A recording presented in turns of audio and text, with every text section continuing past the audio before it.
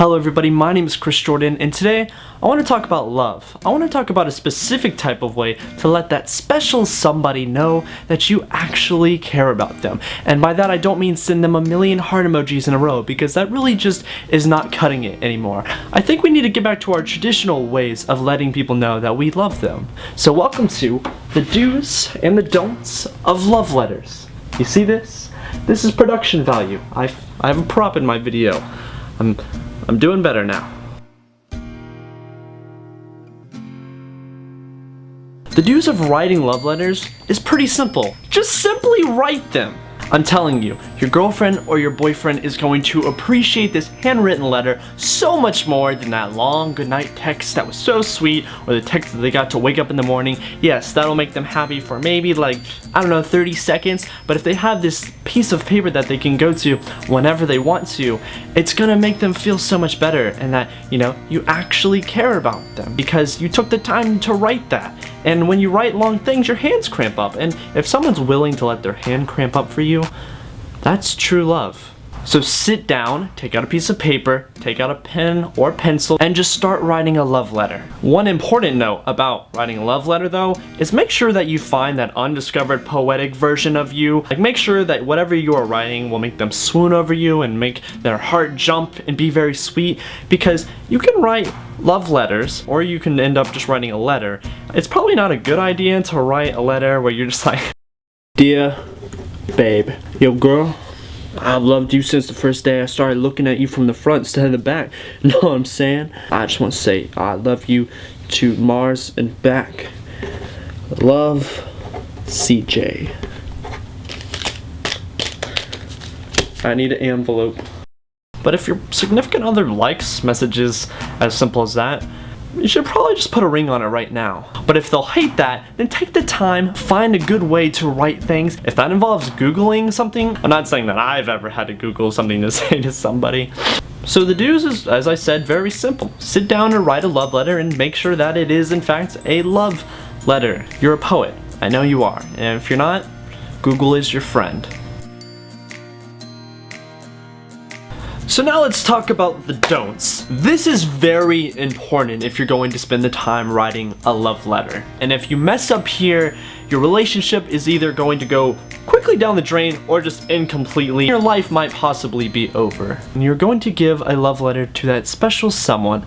Do not, and I repeat, do not give them that love letter until you have proofread it, checked for grammar with the microscope, and given it to your English teacher to grade. Because if you mess up any of the spelling, things can be very bad. Yes, you can use the wrong your or their. Those are simple mistakes. But honestly, if you don't know how to spell those, what are you doing with your life? But what I'm talking about is way worse. Check the way that you spell things. Things may sound one way and you think that they're spelled that way, but they're not. One example, and this has not happened to me, thankfully, but I've seen it on the internet a lot. Cologne. If you like someone's cologne, spell it correctly. C-O-L-O-G-N-E.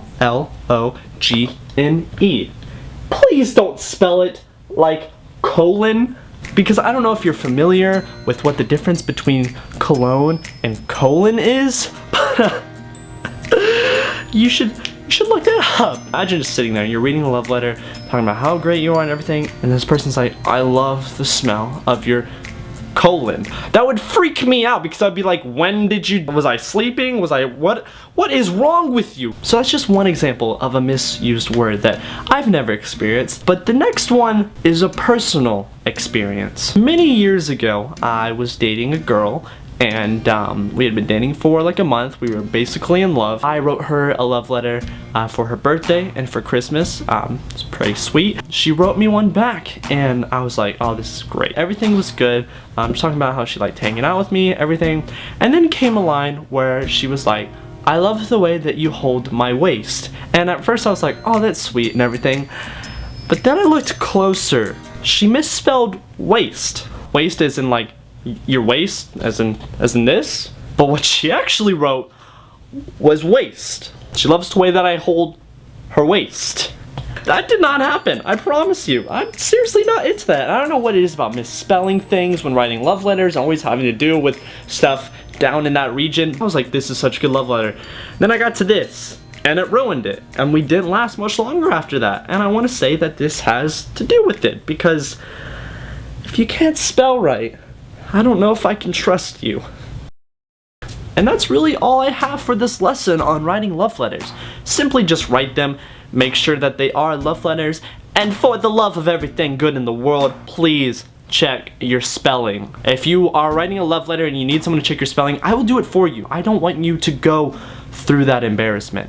Okay, so that is my video for today. Let me know down in the comments the weirdest thing you've ever received in a love letter, and do you write them? I hope you have a great day, and I hope that this video is going to assist you in some form of way, and if not, well then my mother was right, and I'm good for nothing. Please leave a like if you enjoyed the video, make sure to subscribe for more videos. My name is Chris Jordan, and I will see you later.